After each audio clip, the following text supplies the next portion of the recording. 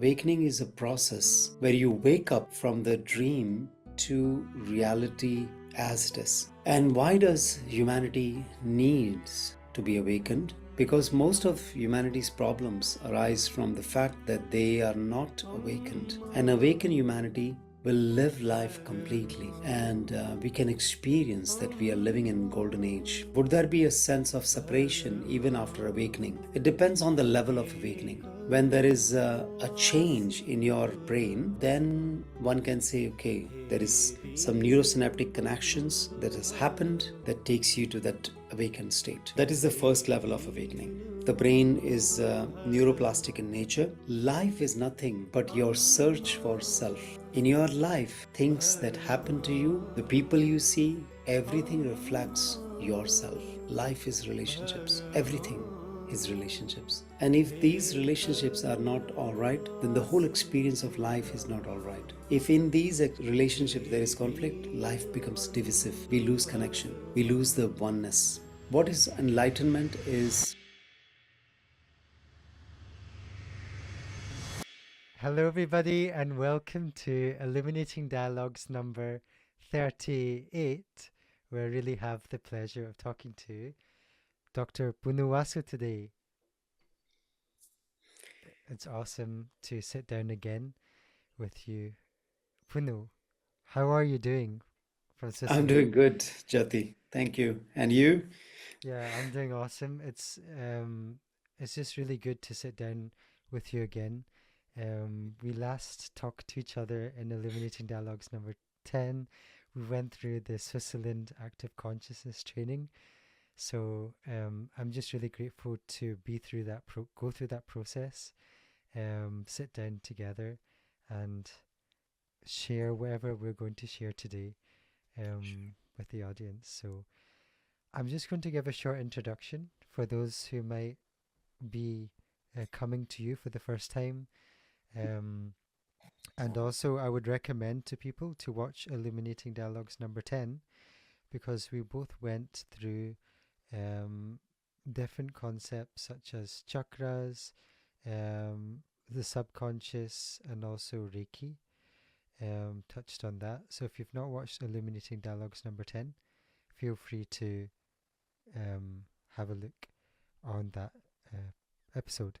So, Dr. Punnu Wasu is a healer, meditation teacher, sound healer through singing, heart teaching Kirtan, balancing life force energy, and Reiki Grand Master, helping many people around the world go deeper, from Switzerland to Bali, healing their inner self and getting in touch with their own spirit. We went through the active consciousness meditation, amazing, beautiful souls and people in Switzerland vibing up, which is a really awesome place, a very spiritual place. With a group of people, we dive very deep into the process. So hopefully we'll touch on some aspects as well for those who have been through the process or looking to have a bit more spiritual insight. And as I said, we spoke on Illuminating Dialogues number 10, so you can also check that out where Puno explains more. So my first question to you is what lights you up for 2025?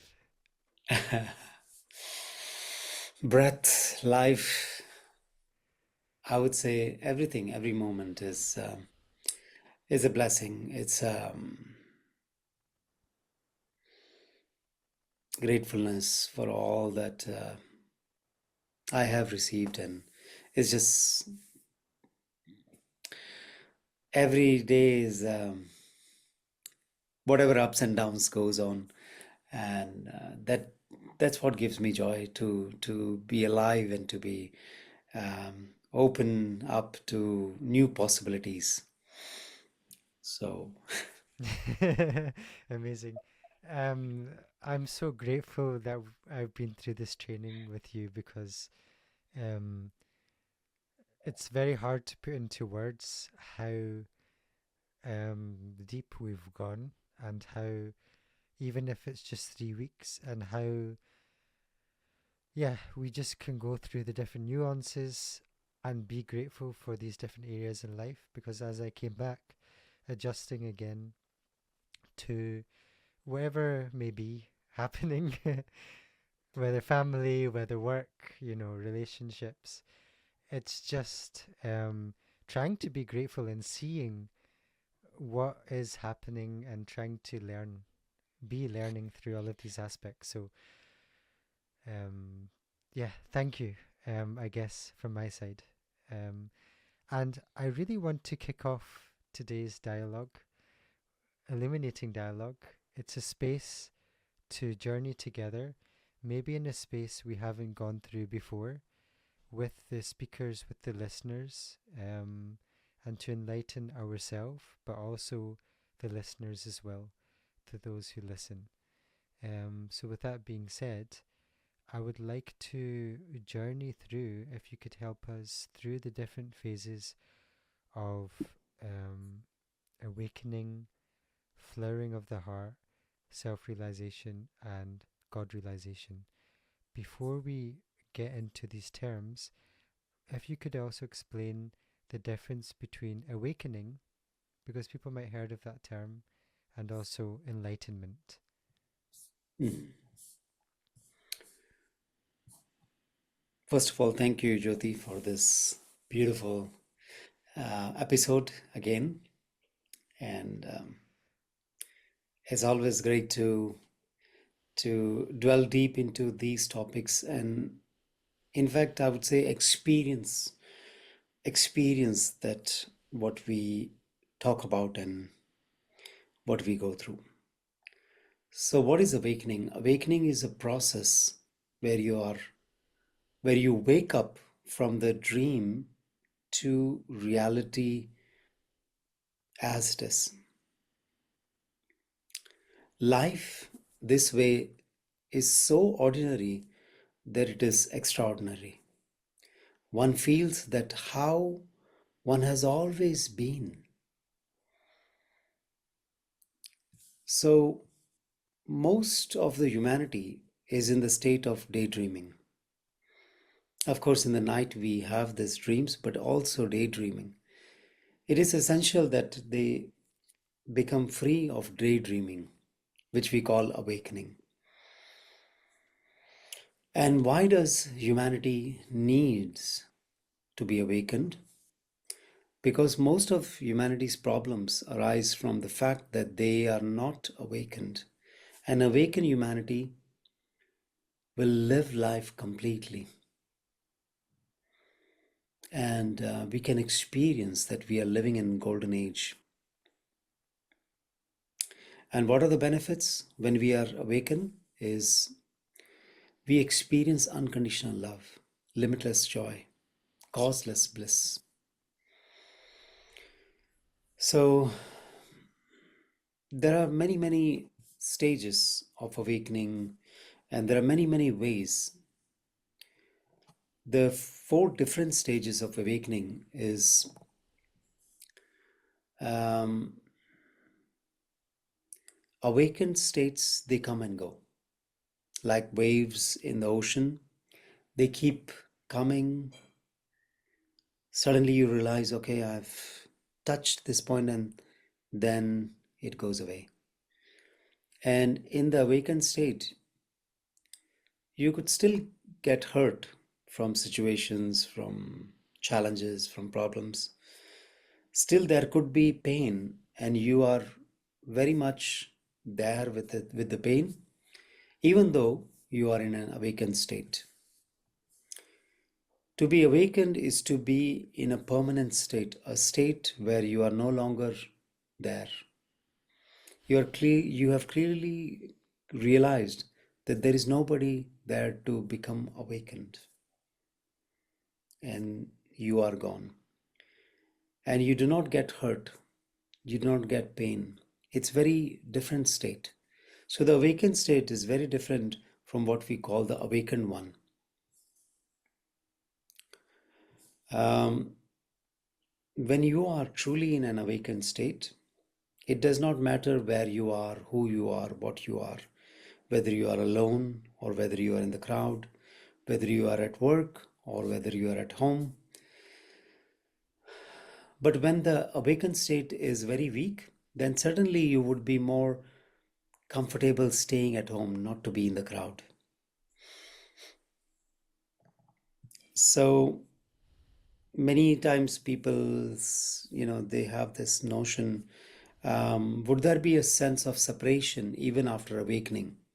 It depends on the level of awakening. When there is a change in your brain, then one can say, okay, there is some neurosynaptic connections that has happened that takes you to that awakened state. That is the first level of awakening. The brain is neuroplastic in nature. When the brain changes, your perception changes. When your perception changes, the brain changes. When this happens, then one who is enlightened, one who is uh, awakened fully, they can say, okay, this person has reached that awakened, is awakened. You may or may not be aware of this.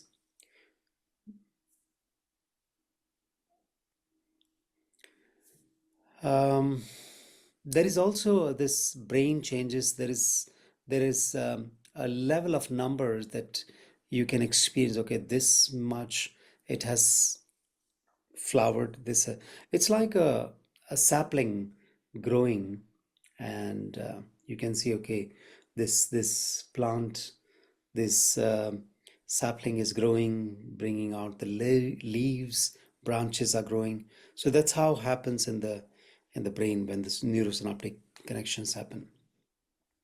Mm. um, the next stage after this has happened, you will be able to stay with what is without any effort. Whatever happens, you will stay with it. Anger comes, you stay with it. Joy comes, you stay with it. This is what we call level 2. Once you are able to stay with what is without effort, let's say for about 49 minutes, if you can really consciously stay with what is, then you undergo a change of heart. There is another surgery that happens. First is the brain surgery, and then we call this the flowering of the heart surgery. This is also called transformation. Just like the first awakening, the brain changed physically.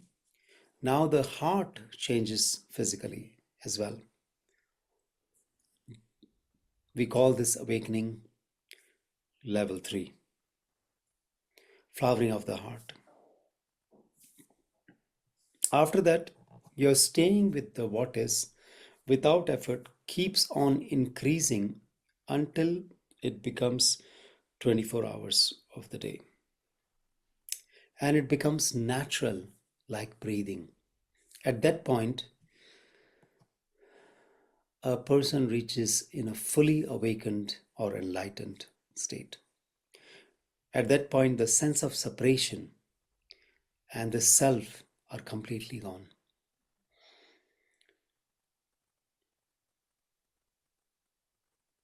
What is enlightenment is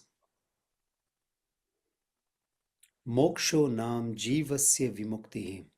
When you are free from life, that is enlightenment. Where there is the sense of separation and the self are completely gone. So that's a level, step by step, as we go through meditations, as we go through the tools that we provide. One goes from one stage to another stage. But if the ego hits in, you fall down to zero. Then you have to start from zero again. Yeah, I like how you explain explain that for everybody, um, step by step. Uh, if we can go to the first step again, um, in terms of just going through that process of that neuroplasticity or just being aware, how can that person just start to um, notice this awakening occurring, this pull to this form of consciousness, this awakening? How can someone start to notice that? By bringing awareness in everything that we do. Every breath that we take.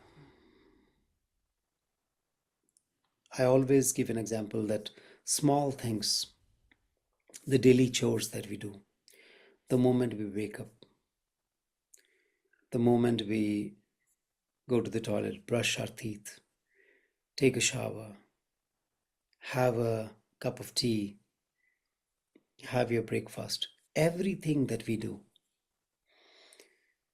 is to live completely, is to experience everything and being aware of it, being aware of awareness, being aware what is happening, what it's witnessing with feeling. As we go and do that, suddenly something starts changing in the physical brain. You start being aware of awareness. You start witnessing the witnesser. You start observing the observer who is observing everything that is happening. And then you can take this stage also in the sleep, that you are aware that you are sleeping. So that awareness is the key. And of course, there is a lot of effort that involves in that, the intention and the divine intervention. That means being aware of the presence that's always present in every moment.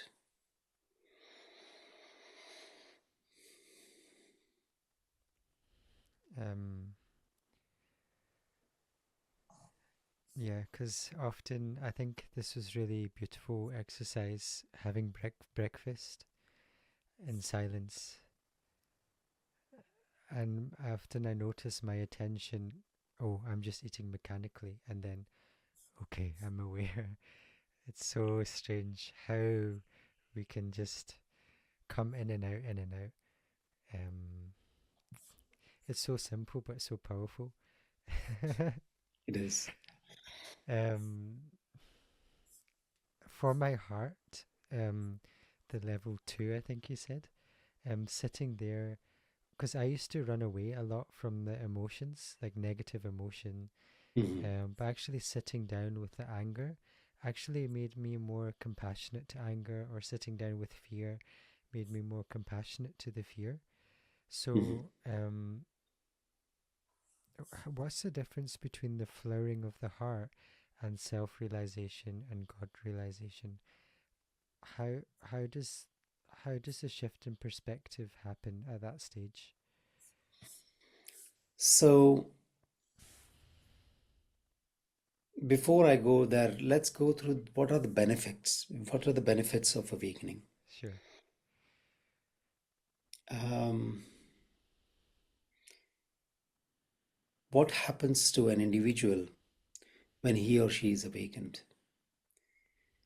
It helps them in every aspect of life. It helps them in academics, coping with stress. It helps everywhere, every aspect. Another thing is, if a person is not enlightened, it is not worth living. It's like you're not living the full potential of your life. It's a burden on this planet, burden on himself or herself. Yeah. Because They're not living, they're just merely existing, waiting to die. So,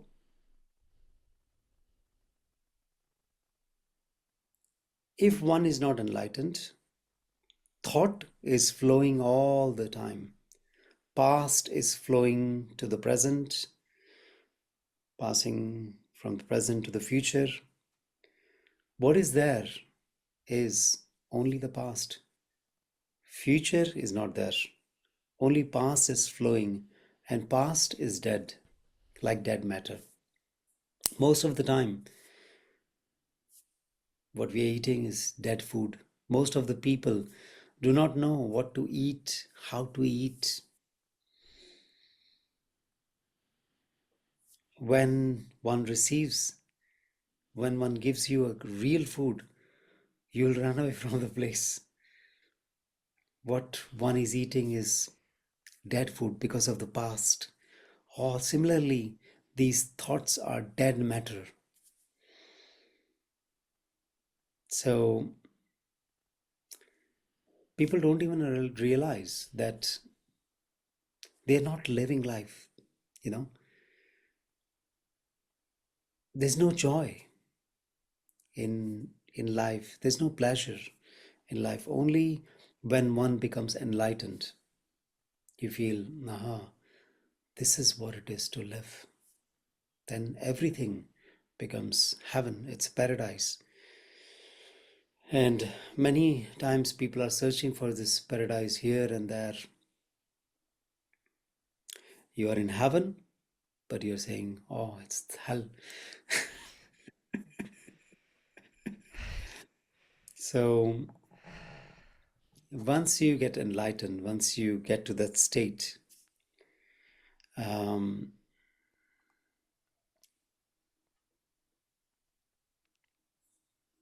you experience what it is to live, what it is to drink a glass of water, what it is to enjoy the afternoon, the quiet of an afternoon, what it is to enjoy every moment of life, the ups and downs of life. Nothing is here for as an accident. It's all here for us to learn and grow from it. So, whatever we do, our our journey is taking us there with awareness. When we live our life, it is actually taking us to be alive, to be fully awake.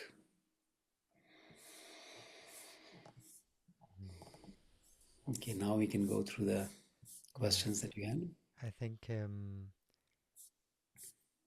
I think I don't know if we have touched on this, but the self-realization part or the God realization, or you've already covered that. Um, I guess you have covered that in your explanation. Um, so I would love to. Yeah, something very dear to me that really helped me actually a lot. Um, and I think it helped me just be a bit more freer again step by step with my emotions and healing was relationship with the parents. And I think that the way you explained the relationship with the parents was that when we actually um, uh, have a better relationship with our parents, that can help us in different areas of our life, and also represents how we interact with ourselves and our heart. So I think it would be really nice if you could share how how this affects our career, how this affects our relationships, and ultimately the way we are with ourselves. Sure.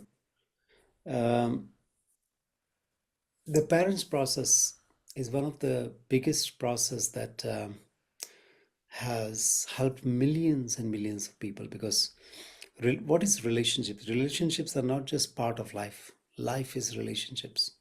Everything is relationships. And if these relationships are not all right, then the whole experience of life is not all right. If in these relationships there is conflict, life becomes divisive. perceptions begin to distort it. We lose connection. We lose the oneness. So, among the relationships that we have, our relationship with our parents, siblings, um, partner, children, colleagues at work, relationship with ourselves. Among all these relationships, the most important, the root of all these relationships is where we come from is from our parents. So if anyone who has unsettled relationship with the mother, they might go through needless obstacles in life, unforeseen obstacles. They might also go through health issues, love relationship issues. Those who have unsettled relationship with their father, they might go through financial issues, career, job, directions. And their spiritual journey also comes to a halt. So, working on this relationship is very, very important for awakening. If you really want to be awakened and enlightened, you got to heal your relationship with your parents. Because one thing is guaranteed, when your relationships are flowing freely, that's how you will see everything in life flowing. And again, coming back to awakening, what is awakening is to be free of the mind. Because if you're not free of the mind, you will be thinking about the thoughts, oh, I have this unresolved issue. I have to heal this. I have to, this will flow in life as negative thoughts. It will bother you and you can't sleep. So, one more thing I would like to touch topic if you would be interested. There are certain points, I would say like 21 points. There are like, these are like ropes holding up the mind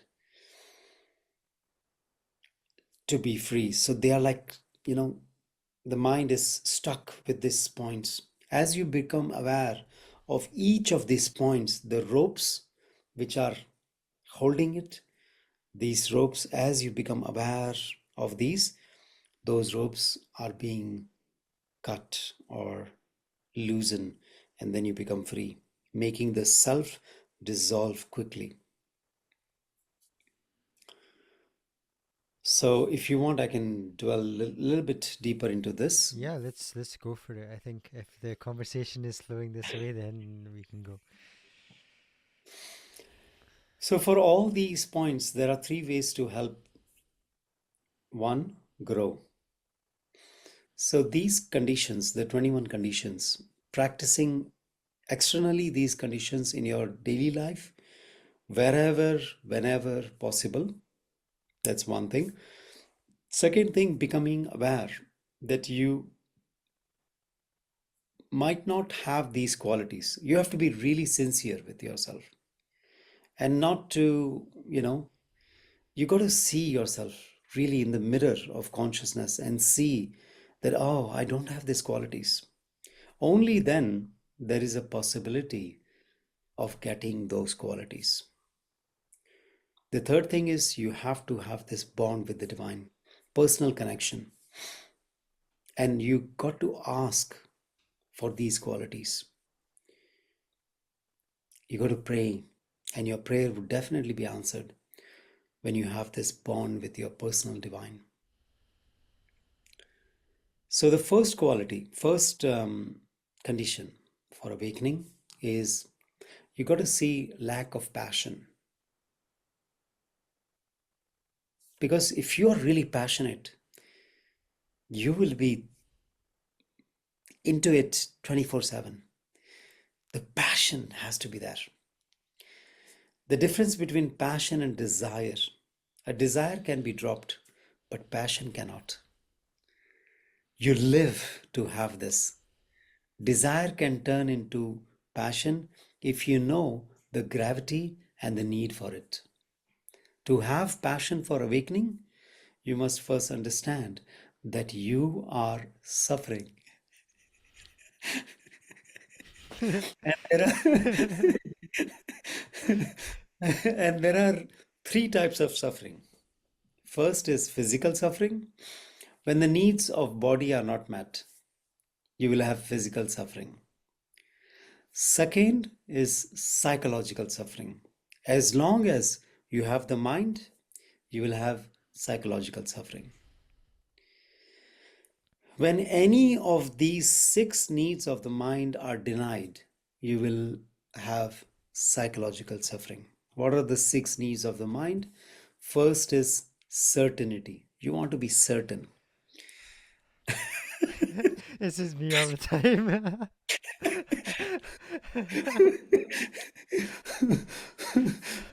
So you got, this is the mind plays so many Tricks. games. Yeah, yeah, So the yeah. first need of the mind is to be certain, Certain. certainty. Second thing is variety. Mind wants variety. You get so soon bored eating the same food, wearing the same clothes, going to the same places. It needs variety. You have to understand, okay, these are the needs of the mind. Third thing is significance. Look at me. Significance, right? Fourth is need to be loved and to love. Mm. Fifth is growth. Mind wants to grow. Sixth is contribution. So, whenever any of these six needs of the mind are denied, then you will have suffering. But when you accept, okay, these are the needs of the mind, you will come out of the psychological suffering. The third suffering is spiritual suffering. To exist is suffering, suffering without any reason. The sense of separation is this suffering. All suffering is only coming from spiritual suffering. It is that alienation between men, between men and God. The equation of for suffering is spiritual plus psychological plus physical is equal to constant. Mm. The constant is not a constant, and it is dependent on the amount of separation one experiences in their life at any given time. The constant must come down to zero. That is, when suffering comes to zero, the constant depends on the alienation one is having with man or God. As you become closer to the divine, to the God, the constant reduces. So, becoming aware how you lack passion. Hey everybody, sorry to interrupt your podcast, but if I could please ask you to take the time to like and subscribe to this channel. It would help us as we try to grow this channel and share our guests' deep wisdom with you and the rest of the world. What lights you up? Why do I ask this? Because I want to create a space for you to go slow to go far and offer a space of one-to-one coaching, and I'll put some testimonials up here. This will allow you to access all of the wisdom for our Illuminating Dialogues, actually integrate and implement this wisdom in your daily life for whatever means you'd like to transform, live in alignment, live in purpose, and of course live in your Dharma. If that resonates with you, you can book a session directly with me on Jhoty.com. If you would like to join the free community, you can also go to Jhoty.com. All the links are in the description, and connect with like-minded people, where we also have a chat about the next Illuminating Dialogue podcast episodes. So thank you again, everybody, for supporting this podcast. I really do appreciate it, and I hope you enjoy the rest of this podcast.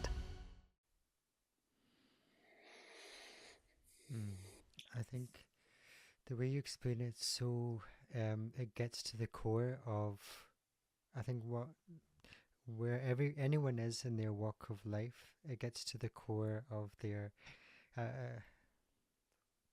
being. Um, like me, like I'm still stuck on number one. My mind wants certainty, right? So, so it's always this constant game between the passion and the certainty. It's like but it's it's such a fun game. of Yeah. love. Um, and just going back to the parents, because I feel like this is such a powerful exercise, and I think I can keep coming back to this over and over because it's so powerful. And just to Mhm. explain to the viewers, when I did this, I actually noticed when I did this, for example, with my mum, when I, if you, so the way it goes, it's like, I think it's like you're just asking for forgiveness and also asking for blessings and giving a hug. But actually, in the process of asking for forgiveness and genuinely asking for forgiveness, what I notice is at my ego, it actually finds it very difficult. But once it's done, there's a huge release, and there's also a relation. The other side, there's also an acceptance on the other side. So there's almost like a dynamic happening between two energies, and you appreciate that being or that mother energy more. And for the father, I actually realized after the forgiveness practice, amount of the amount of um, suffering or work, the father has gone through, even my grandfather, and then I appreciate that more. Perhaps some modes of suppression that has happened in that person's life. So that simple practice has even helped me appreciating much deeper my parents, my grandparents, and open the heart. And I feel crying is actually such an important release. I think this is something we learned that anger, um, any sort of emotional release, crying, it's so important to do because this makes us human. And by closing this, we're becoming more mechanical. Mm. So this also helped me. I just wanted to also explain my experience for people as Yes. well, because yeah, it helped me. Um, yeah, and um, it's just so radical as well. Like living life not from the mind. It's this passion, it's like the end game. It's like the Yeah. passion, and I feel like no one can tell you how to use that passion, how to follow that passion. And I Mhm. think it's kind of this feed and love. That's what I Mm. experience anyway. Um, Yeah. and I wonder if we can go next into um, how we can start suffering joyfully, but also not aligning to the lower consciousness. Because a very practical example is that we can be a situation, environment, could be relationships, could be whatever work, and we can be suffering, Mhm. but also we could be in aligning to the lower consciousness. So how can we start to be a bit more discerning, uh, connect to the higher consciousness, and suffer joyfully when needed, and not suffer needlessly? So there's a bit of nuance there that I'd like to give to the people. Yeah. So, first of all, what is suffering? Suffering is resistance to what is. Yeah. Whenever we are resisting, there is suffering. And there are seven truths to be free from suffering.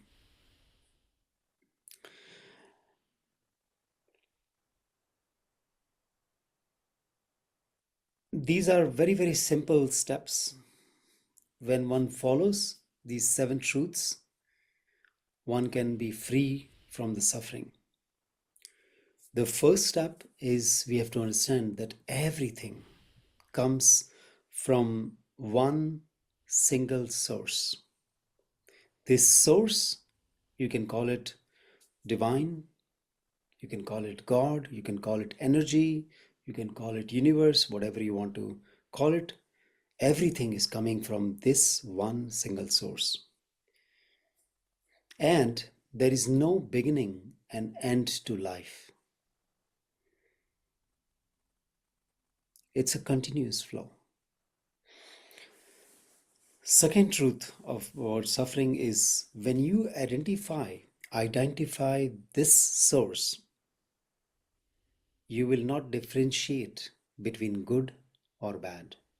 You will not differentiate what is right, what is wrong. All these things are our views, how we view things. Everything comes from one source. The third truth is life is nothing but your search for self. In your life, things that happen to you, the people you see, everything reflects yourself. Let's say if you are suffering from poverty, it means there is something wrong with yourself. You have to correct this and to get out of poverty. If you have hatred within you, then whoever you see will exhibit the same quality. When you have evil thoughts, people you meet will also have evil thoughts. Try to understand yourself first. The fourth truth is to realize that anything that you experience in this life is by God's grace. Anything that we are experiencing in this life is the grace of the divine. Supposing you're walking on the road and you slip and you fall down. Try to realize that as God's grace too. When you see God in everything, your life will become wonderful. Fifth is to realize that anything you experience in this life is just a test for you by God. It is not a bad experience. If it were considered as a bad experience, then it would mean that God is not compassionate. If you experience a problem, consider it as an opportunity for you to face it and to come out of it. You have been given this time again and again, so many people who come into your life, the wealth that comes to you, and the confidence to face challenges. When you understand, if you understand this, your confidence will improve. Just to test your confidence, God keeps on giving you a test. God wants you to grow. The sixth point is if you realize that anything you experience is a test for you by God, then you will be able to think deep about the problem and you'll be able to handle it in a better way. You will understand its results. There, once you understand this, then you will have no fear about it. Say, come on, bring on. Yes, I'm ready. The seventh point is if you understand the above six truths, then there will be an enormous transformation in your body. From then on, you will not only have compassion, but you will become that compassion. When you follow these steps, your relationships will improve. You will have no fear or sorrow. You will have only joy. Because any suffering that is experienced fully and completely leads to joy. Mm. Don't try to analyze this logically. If you follow these truths, even let's say give 21 days, follow these truths step by step, you will be joyful. The problem with us is we spread just the sorrow and sufferings. Because we are suffering, we spread this to others. And that's one of the biggest reason why the earth is dying. So after you experience this joy and happiness, you'll be able to spread only joy and happiness to others. So whatever you give comes back to you. So spread the joy and happiness. For this, you really have to experience this within you. So when you're suffering, please suffer joyfully. Yeah, this is so I cannot tell you how powerful that um teaching has been, because and I think this will come out actually I think in a few months time, but currently from what I'm experiencing, it's like this is this is it, both in the microcosm, of course, in the earth we see. It's like, how can we really embody joy? How can we embody fearlessness, like nirpa nirvara? How can we be in the heart? And I think this is one of the, the biggest challenges, but it's so powerful, teaching. Yeah. Um, yeah, thank you for this one. Um, So, um,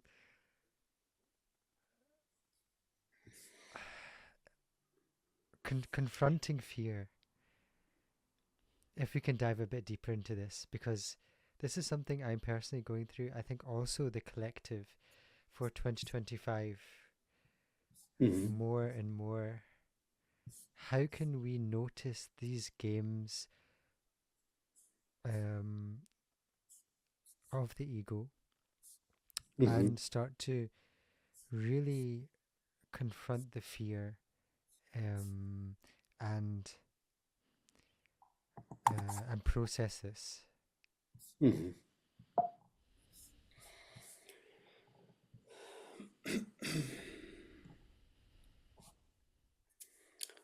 So many times this question comes that why do we suffer from fear and how do we get rid of it? So fear is at the core of human existence. It acts as a stimulus for all other emotions. Nature or universe has designed fear to ensure physical survival. Mm. The lower brain or the reptilian brain is responsible for producing a fight or flight reaction. Whenever physical survival is endangered, as civilizations grew and societies advanced, people's life people's lives became secure, threat for physical survival diminished. The focus thereafter turned to the psychological sphere. Mind with a strong sense of individual identity when emerged, creating this territorial or territor territor Territorial, yeah. yeah, the division as Boundaries. me and not me, mine and yours. So the human mind, with its survival mechanism, came into force with fear as the epicenter. Almost every one of the mind's activities could be deciphered to this fear of survival. It is the mother of all emotions. So when you arrive at the root of hatred, it is the fear of being dominated or crushed that manifests as revulsion for somebody. Jealousy, on the other hand, is fear of being overrun in a race. You become violent when you are insecure or your psychological edifice is endangered Mm. by a person or a situation. Guilt is fear of losing a good image you carry about yourself. Hurt or pain is again fear of losing love or fear of being rejected. when you realize that you are a nobody in the eyes of the other person. So, as you grow in awareness of this fear, you see that it is mere projection. There is no truth in it. The mind projects a non existent identity and struggles to protect it. It is like a blind man searching for a black cat in a dark room which is not there.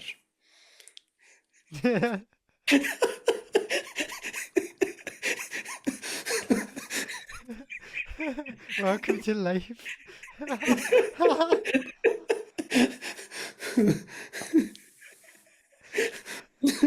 The mind has embarked on a mission impossible. Since there can be no time when it would achieve a state of total security, as one becomes conscious that fear is merely a projection by the mind, then one loses fear of fear itself. So fear cannot be solved, it has to be dissolved. Yeah. It merely changes form from one to another. When one attempts to solve it, it changes forms. Mm. When you become aware that when you become aware of it and allow the body to go through these uncomfortable sensation, then fear dissolves. Fear has no greater role, no meaning unless you give it. So you give the meaning to it. So intellectual understanding fails to help the phase of fear because it defies all logics. When an effort to understand ceases, there is a total experience of it, which is freedom. So you got to be aware of this. Wow. There's so many levels to the fear, and I think just the way you broke it down, like then I can start to see, okay, this is fear, this is fear, this is fear. But ultimately, it's how like how many times can you jump into the abyss? It's like there's so many levels, and it's being like it's being fearless with yourself, but also gentle with yourself, and it's just so amazing journey. Um, yeah, Yeah. and and that relates to the passion, right? Earlier you spoke about the passion and and just to go for it, but being aligned to what is passion and what is desire, um, and what is fear. So there's sort of a lot of tuning in that has to be present. How can I think, okay, this leads very nice. It leads on to this child warrior archetype because often when I forget, um,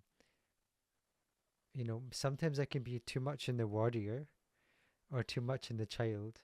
But I really like how you framed it together because then I can center myself as well and saying, how can I keep being in wonder, but how can I also keep pushing myself? Or can you maybe explain a little bit about why child warrior and not being childish, but also not holding your sword for too long and becoming very fundamental? But this is a very nice balance. So, how did you come to this? By inner integrity, Yeah. you got to be integral to yourself. You have to see that everything is controlled by some programs that are installed in us. Um, the four basket, the our entire life is controlled by programs, and these programs they come from the past life, the moment of conception, what happened in the womb, how you were delivered, the first 6 hours, and up to the moment when the self was born, that feeling of separatedness. These are all programs. Um, and this becomes your life. And then as you go on into life, you'll see how much money you're going to make, what sickness are you going to get, what events would happen in your life, whom you're going to get married to, how many children, how's your married life going to go, and to be all these, everything is controlled by these programs. Now, if you must change your life, you must change these programs. And there are many ways in which we can change these programs. One is that you should directly go into the womb or into the past lives and change it, which is what we do in our programs, in our, let's say, the advanced meditation training. This is the biggest thing, that how we change this. Uh, this is one of the way, or the 21 days meditation training that we do. So our whole process, the whole intent behind this is how can we help? How can we help people to awaken, to realize? The other thing is you have to practice inner integrity. Then automatically these problems are set right. Inner integrity can go and set right these problems, and life for you will change. Mm. So this is one of the biggest thing that I really emphasize, that you must practice inner integrity, which is this not only solves your worldly problems, it will also help you become enlightened. When you are integral, whatever you are, however you are, when you totally accept, then it will take you to the next level.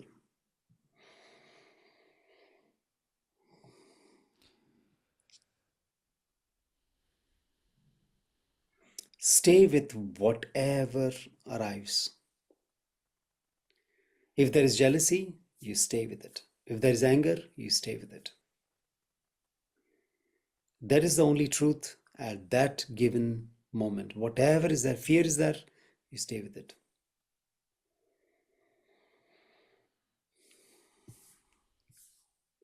And you have to see, this is what I am at this given moment.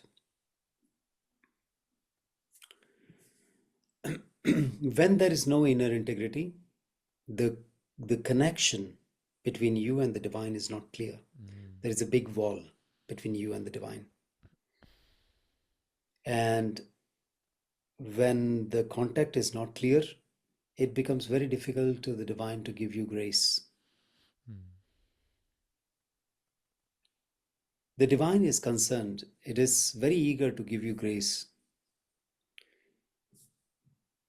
Once you have this inner integrity, you could yourself actually experience, and you will see miracles happening in your life.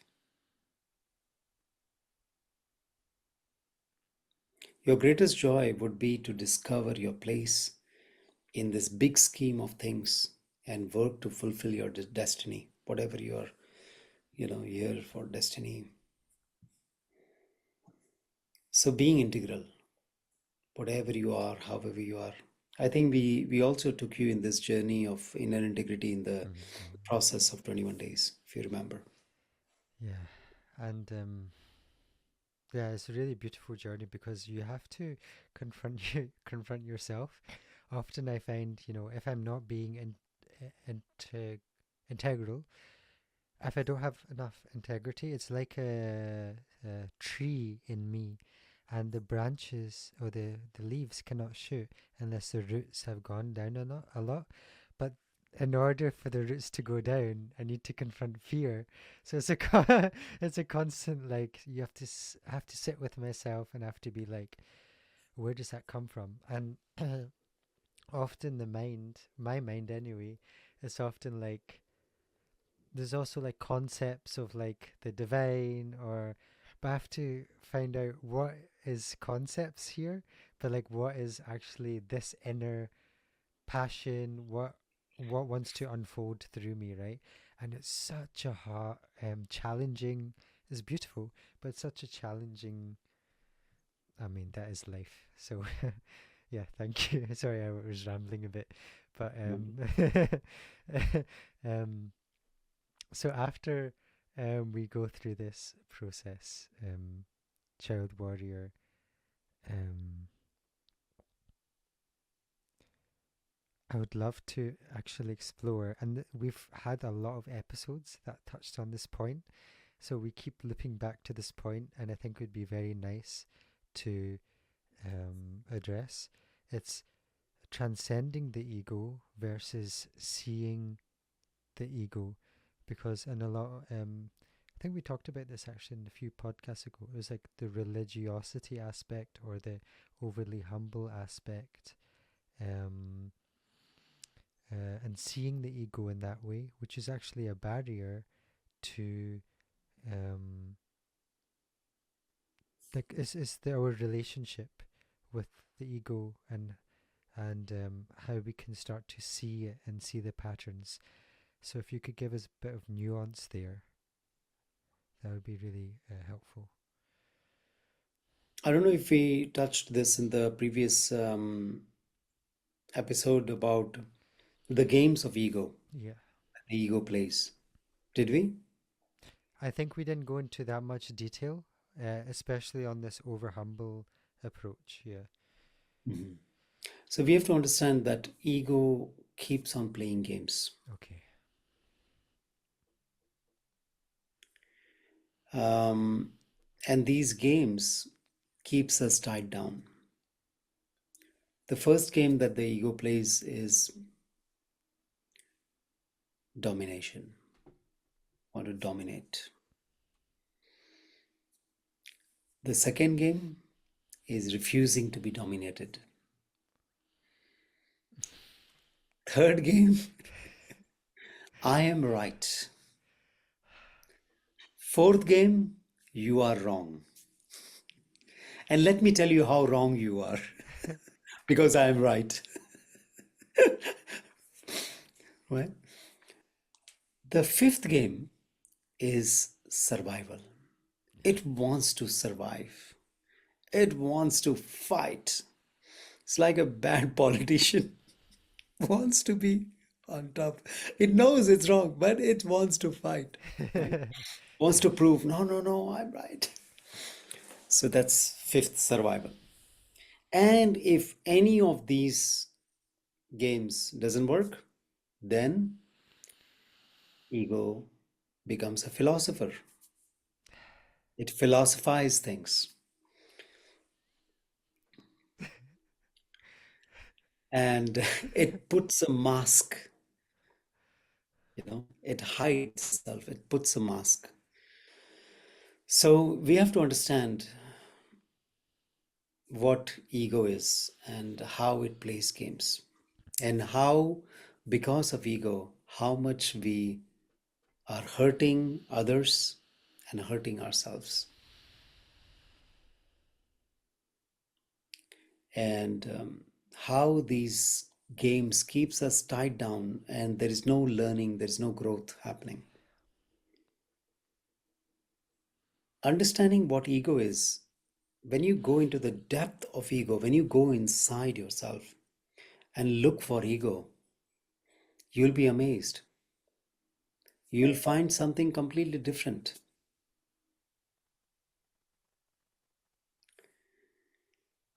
which is egolessness.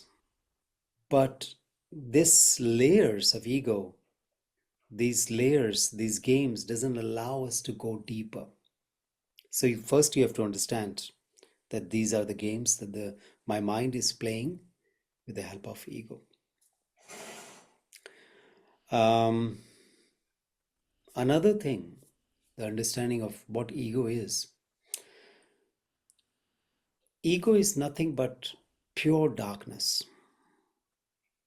Now, if you have to do something with the darkness, you have to do something with the light. It's like if this room is completely dark and you are afraid of this darkness and you're fighting with this darkness to bring this darkness out of the room, you will be tired and you will be at at lost. You'll lose yourself. You'll be um, you will actually be defeated by the darkness by throwing out the darkness. You can't. So to to do something about the darkness, we have to do something with the light. You just bring in a candle, switch on the light, and the darkness is gone.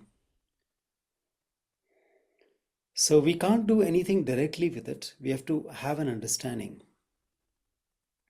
People who say that let go of the ego, surrender the ego, they don't understand what ego is. How can you surrender? You have to understand. You have to be aware what ego is. And you have to see how am I acting out of ego or am I acting out of authenticity? So this has to be really, really experienced in order to understand ego and letting go of it. Yeah, that's so powerful because I think that's what tripped me up a lot is like trying to surrender instead of being authentic. And I can never be authentic trying to just surrender. I don't even know what surrender is, right? So I'm just kind of like, yeah, kind of stopping myself from expressing. So really powerful nuance. And again, it's like of course if you do it yourself you got to have a lot of inner integrity, but I think that's why having a group, having some sort of guidance, it just yeah, it's so invaluable. I would just start wrap we've gone through quite a lot actually. I would like to wrap up on um the process of active consciousness meditation. For people who've Mhm. not experienced it, I would really recommend you to actually experience that because it is a very beautiful experience. Um, if you could briefly explain what is this diksha, also known as blessings, how does this work on a um, spiritual but also scientific level for those who perceive these two ways of being, and how can that help them on their journey? Mhm. Diksha, which is also called as initiation or blessings, is a phenomena that has passed down from the avatars, from the enlightened beings to us and further transferred. So what does it do? Diksha, first of all, it can be transferred through the palms, it can be transferred through the power of intent, it can transfer through various ways, through the voice, through the eyes, through the presence, through the being. And higher states of consciousness are passed on. What happens when one receives Diksha? It does a neurobiological shift in the physical brain, activating the frontal lobes of the brain, which is, we call it as the CEO of the brain, and deactivates the parietal or parietal lobe, where we hold grudges, where we hold disappointment, where we are holding on to the hurt or whatever it is. It gets dissolved with the blessings. So there is a neurosynaptic connections that happens,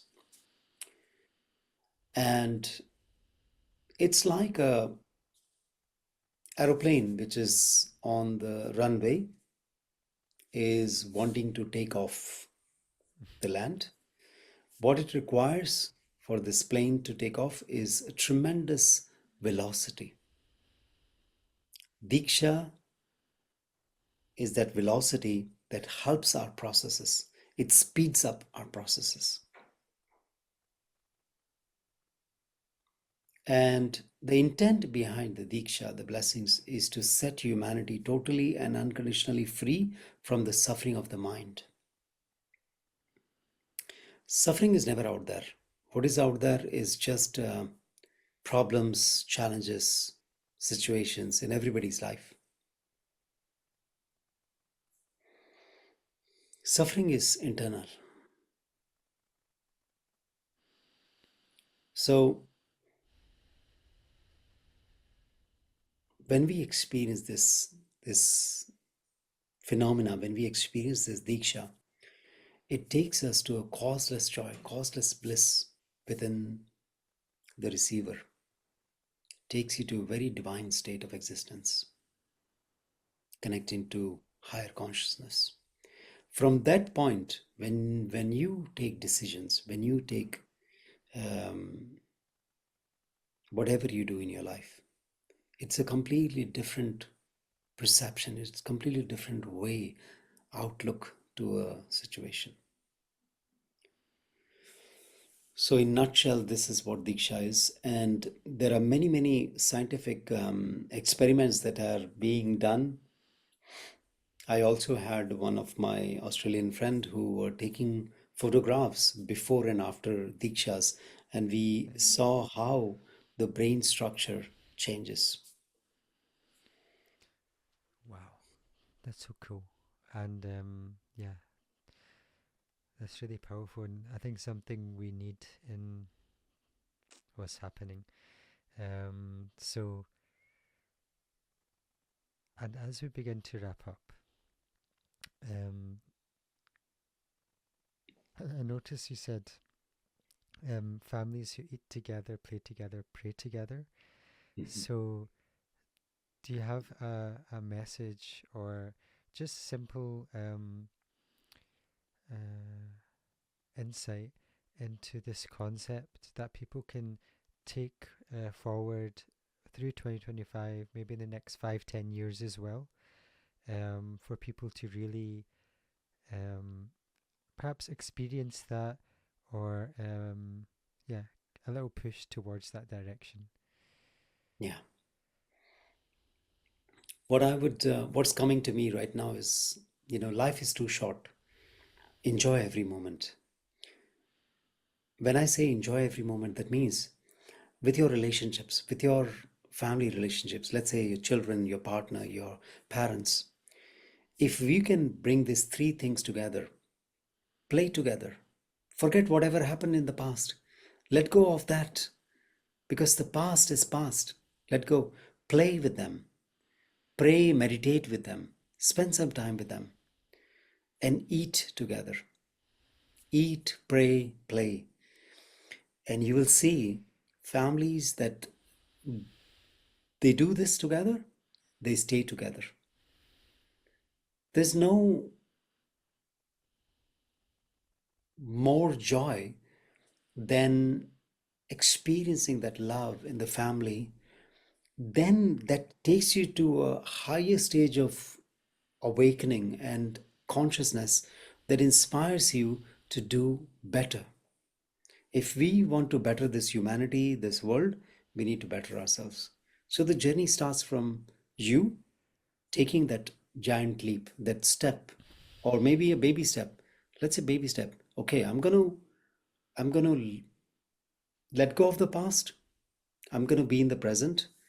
Whatever happened, I'm gonna work on myself, whether it's physically, mentally, emotionally, psychologically, spiritually. I'm gonna take this step to improve, to better me. And when you actually start enjoying and start being a happy person, that happiness automatically will emit through you and it will reach out to your family members, to your friends, to your loved ones, to your colleagues, everything. That joy, you don't have to always be, pretend to smiley and happy. The joy within you will already emit through you and people will feel it. So bringing that oneness, that togetherness. Amazing. What a fantastic place to end on. Thank you for your time, for sharing this wisdom that you do. This whole journey, we covered so much, nuance, different areas. I'm very grateful. Um, So so for everybody watching, where can they reach out to you? Where can they find you? How can they yeah, connect? So they can find me on my website page, Instagram, punnuwasu.com. It's very easy, and you can reach out to Catherine or our team. We're very, very happy to serve and to see you in our trainings, in our the work that I've been doing, and with the grace of the divine. Because this is what gives me immense joy when I'm doing this, that gives that happiness. So would love to see you in person. Nice. So yeah, if you feel called, you can do that. I'll also put all the links in the description below as well. Thank you. Cool. Thank you again. Dankeschön. Dankeschön, Om Jyoti. Swastiastu. Swaziastu. Matur Suksama. Matu Suksama.